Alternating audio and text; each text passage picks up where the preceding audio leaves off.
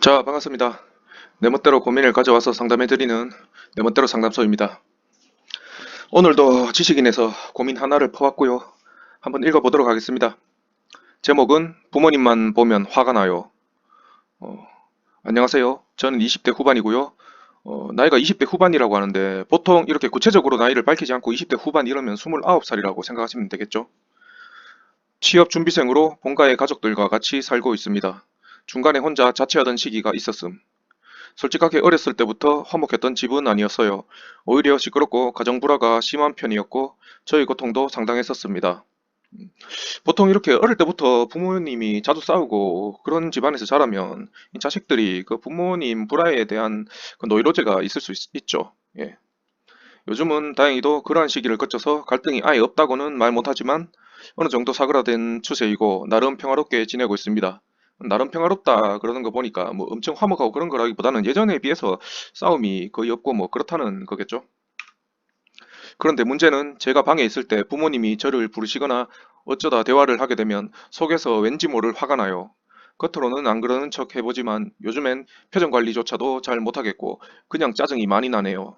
그냥 얼른 대화를 끝내고 혼자 있고 싶어요. 방에 들어와 생각하면 제 자신이 왜 그럴까 한심스럽기도 하면서 이 화의 원인이 무엇인지 생각하게 됩니다. 솔직히 제가 부모님을 사랑하는 것 같지도 않아요. 스스로 못했다고 생각도 들고 이성과 마음이 충돌합니다. 이 화를 어떻게 고칠 수 있을까요? 이분은 그래도 좀 착한 사람 같네요. 화내고 나서 부모님 탓하는 사람도 많은데 돌아와가지고 뭐 이 화의 원인이 무엇인지 다시 생각해 보는 거 보니까 심성 자체는 착한 사람 같습니다. 일단 사연의 요점을 한번 보면서 얘기해 봅시다. 음, 근데 지식인에 올라오는 그런 고민들을 보면 전반적으로 이 배경의 정보가 좀 부족하다는 생각이 많이 들어요.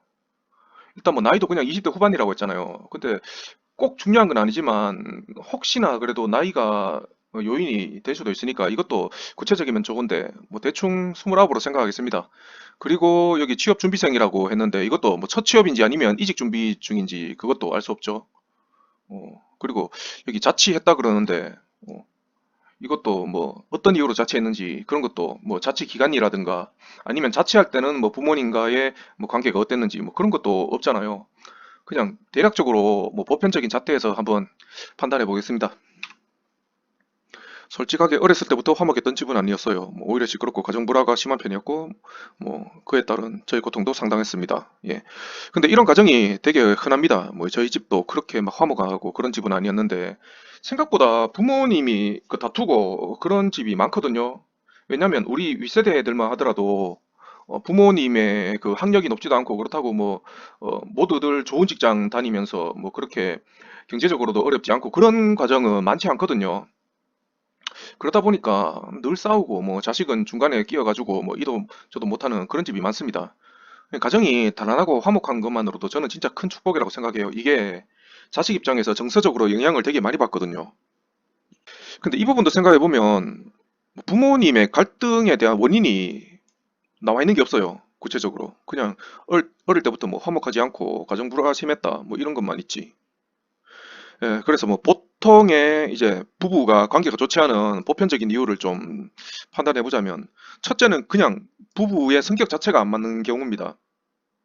요즘에는 그 동거 후에 결혼하는 분들도 있고 하지만 예전에는 중매 결혼도 많았고 동거 같은 거는 그 뭐랄까 되게 안 좋은 거라고 생각하는 그런 사회적인 풍조가 있었잖아요. 근데 뭐 개인적으로 저는 동거를 뭐 완전 나쁘다 그렇게 보지도 않고 그렇다고 뭐 여러분 모두 동거하세요 그런 입장도 아니지만 적어도 이 남녀 관계라는 게 연애를 통해서만 서로를 알 수 있는 거는 한계가 있다고 생각해요. 연애할 때는 특히 남자든 여자든 서로에게 좀 좋은 모습만 보이려고 하는 그런 게 있잖아요. 근데 막상 이제 그 사람의 집에 가보면 물론 뭐 잠깐 방문하고 그럴 때는 집에 뭐 청소도 잘해놓고 약간 가면을 쓴 얼굴로 뭐 그렇게 대하겠지만 막상 이제 동거하거나 결혼해서 살아보면 와 이런 사람이었나 싶은 뭐 그런 모습을 많이 보게 된단 말이죠. 그래서 뭐 결혼이 참 힘들다고 생각합니다. 예. 그리고 또 두 번째 이유로는 이거 경제적인 이유. 이것도 되게 뻔하고 흔한 이유죠. 예, 돈 못 번다고 맨날 뭐 쥐꼬리 많은 월급으로 어떻게 살라 그러노 뭐 그러면서 싸우죠. 그리고 세 번째로는 이제 자식에 대한 불만이 있을 수 있는데 뭐 자식이 공부를 못하거나 아니면 진짜 나이 30 넘도록 뭐 40 다 되도록 백수 생활하고 그러면 저건 또 누구 닮아서 저렇노 그러면서 당신 닮아가 저렇지 그러면서 뭐 자식 잘못된 거를 전부 상대 탓하고 그러면서 싸우고 그러죠. 근데 여기 보면 문제는 제가 방에 있을 때 부모님이 저를 부르시거나 뭐 어쩌다 대화를 하게 되면 속에서 왠지 모를 화가 나요. 그냥 짜증이 나네요. 얼른 대화를 끝내고 혼자 있고 싶어요. 그러니까 이 사연자분이 그냥 뭐 구체적인 이유를 모르면 이런 경우에는 워낙 오래부터 가정 불화가 지속됐고 하니까 가정 불화에 대한 노이로제가 있을 수 있겠죠. 그러니까 뭐 그에 따라서 부모님한테 불만도 있을 거고 그리고 본인은 이제 취준생이니까 취업 스트레스도 있을 거고 그런 게 뭐 복합적인 이유라고 생각합니다. 그런데 이 내용을 보게 되면 방에 들어와서 제 자신이 왜 그럴까 한숨스럽기도 하고 솔직히 제가 부모님을 사랑하는 것 같지도 않아요. 이런 내용을 보면 사연자분이 화의 원인을 무조건 부모님 탓을 하는 게 아니란 게 느껴지죠. 근데 사연자분은 집에서 그럼 자기 방에서 주로 뭐 하세요? 이게 취업 준비를 한다 하더라도 부모님 입장에서 볼 때는 취업 준비라는 게 특별히 뭔가를 노력하는 게 잘 안 보이거든요. 근데 혹시나 여기서 뭐 게임 하다가 부모님한테 들키고 그러면 부모님 입장에서는 자식이 뭐 취업 준비를 안 하고 집에서 뭐 게임만 한다 이렇게 좀 비약해서 판단할 수밖에 없죠. 이런 상황이라고 생각하면 사연자 입장에서는 나는 뭐 열심히 노력하고 취업 준비하고 있는데 부모님은 그걸 몰라주고 나를 뭐 게임만 하는 놈이라 생각하니까 뭐 스트레스 쌓이고 거기에 따라서 뭐 스스로 열등감도 좀 생기지 않을까 싶어요. 근데 이런 문제는 보통 취업하고 나서 자취하고 부모님하고 떨어지면 어느 정도 해결이 됩니다. 아까 부모님이 싸우는 그 이유에 대해서 뭐 몇 가지로 제가 추측을 했잖아요. 그 중에 뭐 자식에 대한 원인 한 가지는 해결이 되는 거니까요. 그렇지만 뭐 부모님의 성격 차이 이런 부분은 해결이 안 되겠죠. 그리고 이 취업 준비에 대해서 제가 좀 오지랖 좀 떨자면 보통 이제 취준생들이 이 자신의 가치를 기업이 생각하는 그 입장보다는 좀 높게 책정하는 경우가 많아요. 요즘에 워낙 뭐 대졸자들도 흔하고 취준생 스펙들이 상향 평준화되다 보니까 중견기업 정도만 하더라도 그 취준생들 스펙 경쟁이 엄청 치열하죠.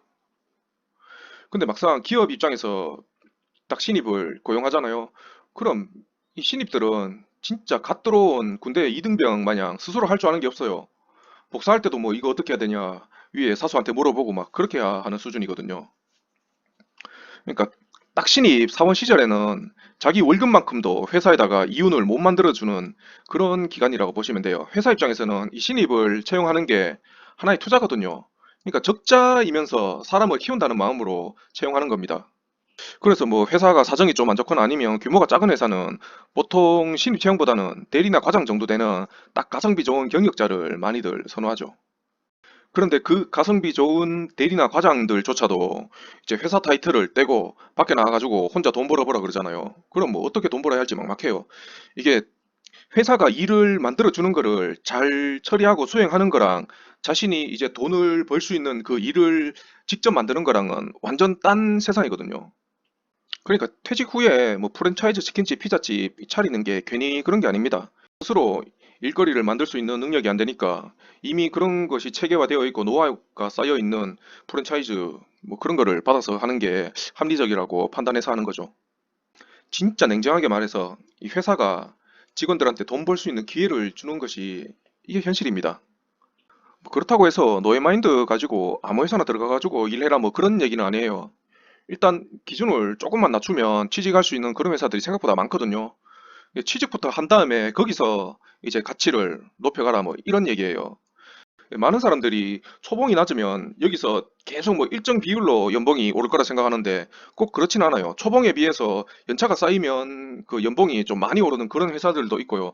그리고 뭐 경력이 쌓였을 때 아까 얘기한 것처럼 대리 과장 그쯤 됐을 때 이직을 하면서 연봉을 갑자기 팍 올리게 되는 그런 케이스도 많아요. 그리고 이 사회에서 나이란 게 되게 중요한 게 30살이 넘어가면 은근히 이 나이에 대해서 부담스러워하는 회사들이 많거든요. 그래서 딱 신입으로 들어갈 수 있는 이 취업의 문도 좁아지는 게 확실히 느껴집니다. 또 하나 이제 취직할 때 많이 생각하는 게 이제 연봉이잖아요. 뭐 연봉이 3천이니 4천이니 그런 거 가지고 생각을 하시는데 근데 막상 그게 월급으로 들어올 때는 보통 한 몇십만 원 정도 차이 나거든요. 100만 원 이상까지 차이 나는 경우는 진짜 큰 차이인데 그런 경우는 뭐 대기업과 중소기업 차이 그 정도 돼야 그런데 뭐 비슷비슷한 중소기업끼리는 아니면 뭐 중견기업 그 정도에서는 보통 월급은 몇십만 원 정도 차이가 다란 말이에요.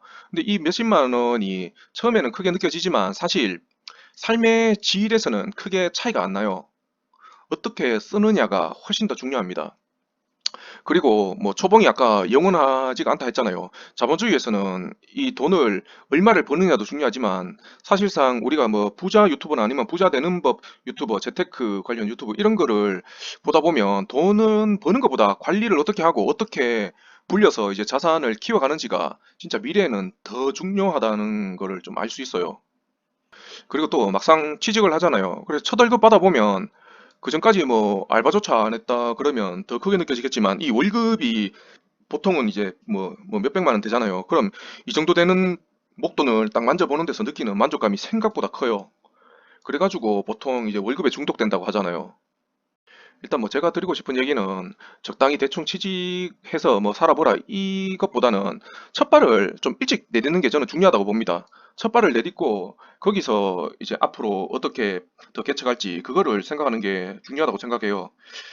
인생에 있어서 뭐 한 30년, 40년치를 계획하고 차근차근 이루어가는 게 뭐 중요한 것 같지만 사실 인생이 계획한 대로 안 나가요. 당장 10년 미래에 대한 계획도 그대로 안 되거든요. 일단 미래는 한 5년, 10년 정도로 계획을 잡아두고 진짜 한 발 한 발 걸어가면서 중간에 변수가 생기면 그 변수에 대해서 대응하면서 그 목적이 또 현실적인지 아닌지 생각해보고 그 목표를 또 수정하고 뭐 그렇게 하면 됩니다. 자, 어쨌든 뭐 화이팅 하시고요. 오늘 사연은 여기서 마치도록 하겠습니다.